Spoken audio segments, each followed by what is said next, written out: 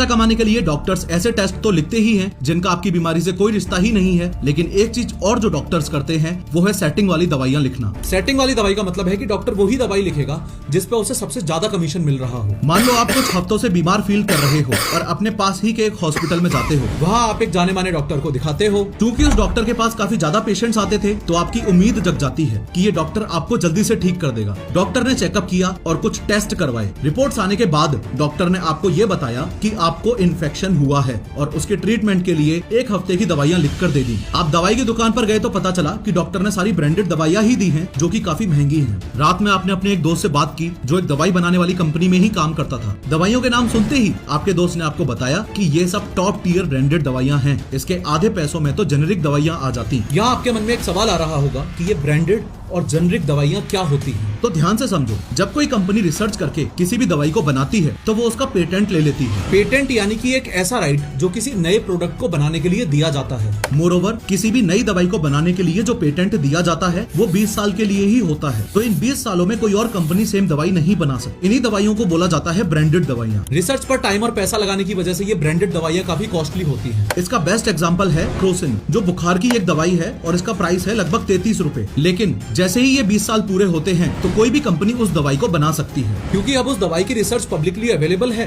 तो इसलिए ही इन कंपनीज को अब रिसर्च में पैसा लगाने की जरूरत नहीं है। ओरिजिनल दवाई के फॉर्मूले की नकल करके नई दवाई बना ली जाती है। ये बात भी इम्पोर्टेंट है कि इनमें सेम केमिकल्स ही होते हैं। जब रिसर्च में पैसा नहीं लगा तो ये दवाइयाँ सस्ती भी होती हैं, इसलिए इन दवाइयों को बोला जाता है जेनेरिक दवाइयाँ। जैसे अब आपको बुखार होता है तो डॉक्टर आपको पैरासीटामोल नाम की ये वाली दवाई देता है जो कि एक जेनेरिक दवाई है और हाँ, इसका प्राइस है 16 रुपए। देखा जाए तो ये दोनों ही तरह की दवाइयाँ सेम काम करती हैं, सेम केमिकल कंपोजिशन से भी बनी हैं। बस फर्क सिर्फ इतना सा है कि ब्रांडेड वाली दवाइयाँ थोड़ी महंगी हैं क्योंकि उसका नाम फेमस है और उसे बनाने में भी ज्यादा पैसा लगा है।